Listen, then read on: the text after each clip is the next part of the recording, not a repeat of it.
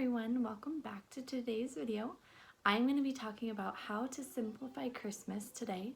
I have some tips and advice that I wanted to hop on and share with you since Christmas is right around the corner.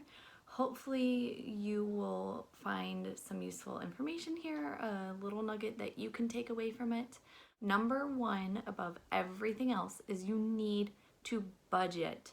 That is the biggest and most obvious thing that you need to do before you figure out anything else for Christmas. You have to sit down, you need to make a budget. Ideally, you would want to start in January, and if you started in January, you would take whatever your budget is.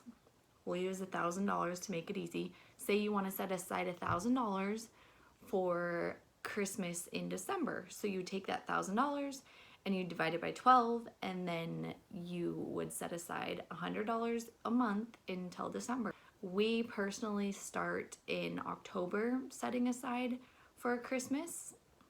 You want to make sure that that budget includes any food you're going to need to make, any traveling you're going to need to do, if you need to go to grandma's house, if you need to pay for a hotel so you can not stay at their house, if you're going to be traveling somewhere back home, if you need any extra wrapping paper or you need some new lights or garlands for your trees. Christmas cards, that's another one. The cost of the Christmas cards, the postage for the Christmas cards, and then shipping any gifts for people that are not local to you. Take whatever you need out of what I just said. If you're going to be traveling, write down travel, where you're going, how much you think you'll need for that. If you don't need travel, don't add it to your list. You want to enjoy Christmas. You don't want to have to get to January and then have all this stuff from Christmas that you're having to pay the rest of the entire year. So one of my biggest tips is to not put Christmas on the credit cards.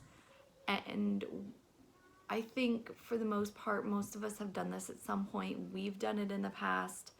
That's just not what I want to do going forward. That's not what I want to teach my kids, that they have an obligation to do that, to spend money that they don't have. You can always try to find a way to get some extra cash. Do whatever you're able to do. Take on an extra shift.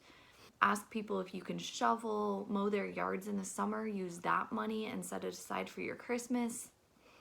Babysit if you're able to. I'll go throughout our house and I'll just look at things and I'll grab out things that we aren't using that either I just don't want it, I've kind of gotten over it, I got it because it was a good deal and I don't really love it. So I will go ahead and I will take those things and then just try to sell them on your local. Facebook is really, really good. That's where I have the best of luck. So after you've set your budget, you have written down a kind of outline of what expenses your family's gonna have or you're gonna have on your own, then you wanna sit down and you wanna make a list. You wanna write down every single person that you think that you need to get a gift for. When it comes down to it and we try to what goes first, it's gonna be my kids and my husband and myself. Those are gonna go the top of that list. And priority as far as budget goes would be second. That is still a high priority on our list and we want to make sure we get them something important. But then a teacher gift, that it's not as high priority as my children are.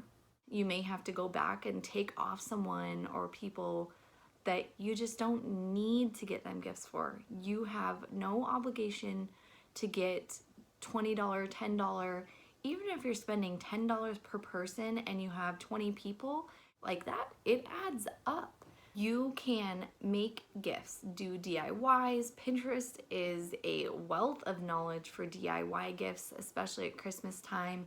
You can make a sugar scrub, a foot soak, you could do an ornament, you could make them a wreath. These all don't require a lot of upfront cost, but it's something that you can do and put your heart into and then gift that to the people. You also want to kind of set a budget for each person. Write that down by them just so you know, okay, this is how much I intend to spend on this person. If you have any ideas, and write the price of it so you know ahead of time, this is what they want and this is the price of it. If I went and got it right now, when you know certain people want something specific. I'll use my husband for example because he never asks for anything. And then the things that he does decide he wants are usually like a bigger ticket item. This year, my husband really wants to get a set of headphones for his Xbox. I'm gonna wait on that item till Black Friday and Cyber Monday, and I'm going to see if I can get that item that he wants at a discounted price on sale on either of those days. Number 3, kids do not need more toys. They want more time with you than they want anything else. They won't actively ask for it. Anytime we're cooking in the kitchen, they want to be right on a chair right there helping us. And I'd want to do the best that I can to help keep that going. We really want to focus on spending more quality time together as a family this holiday season, not buying and spending money on as many toys or things. We'll be playing board games together. We like to sit and watch Christmas movies together without distraction. Every year we decorate sugar cookies, we bake them and then we decorate them. Our town also does a light parade every year that the kids love to go and see the lights in the parade. And we also budget a little bit of money to go to a drive-through light show that our town puts on every year. And the kids love sitting and just seeing the lights, but they really just want that quality time and not the big box gifts. Also want to talk about what we are going to actually be doing this year. We're trying something different while our kids are little. We're gonna see how it goes this year, and I could even let you know after the holidays how this works out afterwards.